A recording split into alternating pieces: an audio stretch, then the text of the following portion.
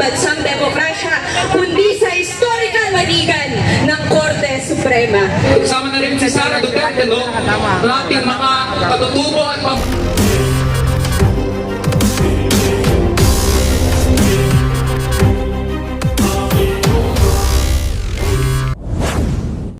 ngayon naman sa puntong ito, tinatawagan naman natin si Pat Raca mula sa SPARC. Convict! Convict! Convict Sara now! Convict! Convict! Convict Sara now! Kanina po binanggit ni Atty. Ranino na kailangan nating unawain yung kasaysayan at bahagi ng pag-unawa natin sa kasaysayan ay tingnan po natin kung ano ang kasaysayan ng Korte Suprema. Lahat ng post-EDSA regimes, kanino pumanig ang Korte Suprema. At ngayon, sa panahon natin ngayon, malinaw na hindi ho taong bayan, hindi ang masang Pilipino ang pinapanigan ng Korte Suprema. At binanggit na rin ho ng mga nauna nating tagapagsalita ng ating simpleng panawagan para litisin si Sara Duterte ay hindi lamang nakapatungkol sa kanya mismo at sa kanyang pamilya, kundi panawagan para panagutin ang lahat ng mandarambong, lahat ng abusado at lahat ng mamamatay tao. Dahil sa kaibunturan ng lahat ng ito ay ang sistema ng pagsasamantala at ang tagapagtanggol ng sistema ng pagsasamantala ay ang burges na estado.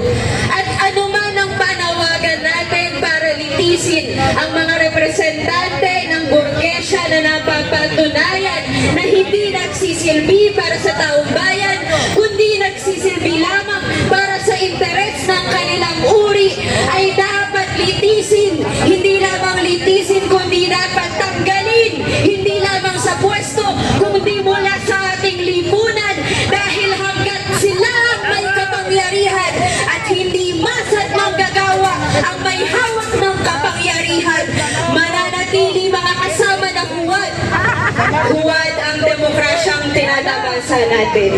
Kaya naman po, hindi lamang para sa bayan, hindi lamang para sa pambansang demokrasya, kundi sa historical na katotohanan ng sosyalistang kinabukasan. Mabuhay po ang ating pagninindigan, mabuhay ang ating pagkakaisa, tuloy ang laban, mabuhay ang uring manggagawa. Mapagpalaya! Huwag mapagpalaya! Uring manggagawa! Ngayon naman sa puntong ito, tinatawagan natin si Sophie Rizate mula sa San Lakas. Marcos Singilin! Duterte panagutin! Duterte panagutin! Marcos Singilin! Mapagpalayang araw sa ating lahat. Kitang-kita naman po natin na ang mga kasama natin sa araw na ito, pare-parehas ang ating panawagan na ang Supreme Court ay gawin ang trabaho nila para panagutin ang vice-presidente ng ating bansa. Kaya nilang mapikon sa mga konting biro that nothing beats a Jet 2 holiday. Pero ang katotohanan, nothing beats the fact na hindi pa rin natin napapanagot si Sara Duterte sa mga aligasyon pagdating sa korupsyon, pagdating sa mga impunidad na ginagawa ng kanyang administrasyon. Sabi nga ng isang survey, ang OCTA survey ng Hulyo, 80% ng mga Pilipino ay nais ipagpatuloy ang impeachment trial. Sa mga hindi nakakaalam, ang 80% ng 117 million na mga Pilipino ay 93,600,000. Hello? Grabe. Okay. 93,600,000.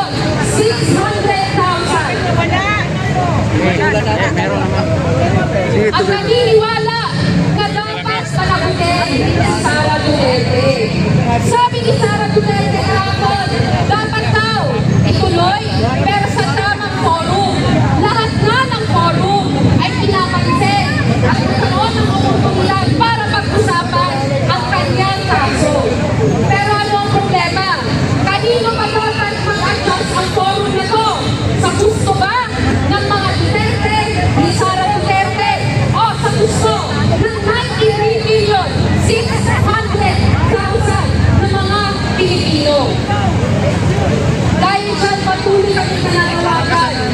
kami po, bilang mga taxpayers, bilang mga taong mga Pilipinong nakatira dito sa bansang ito, may karapatan kami manawagan na itisin at panagutin ang isang Sara Duterte.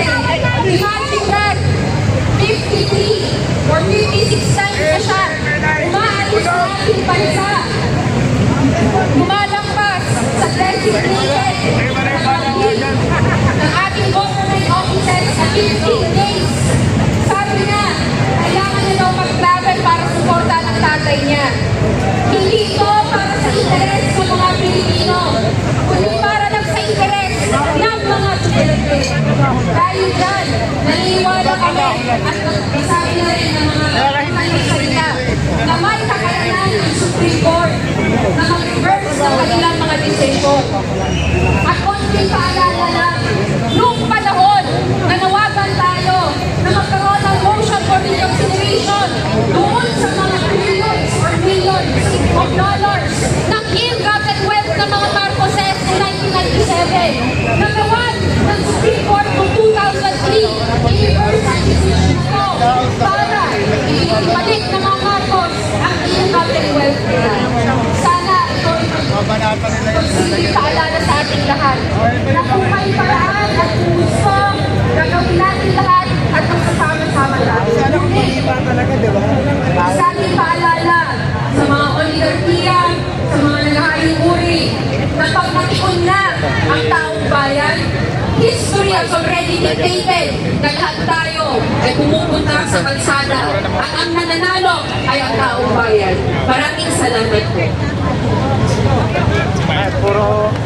Si Sophie! Convict! Convict! Convict Sara now!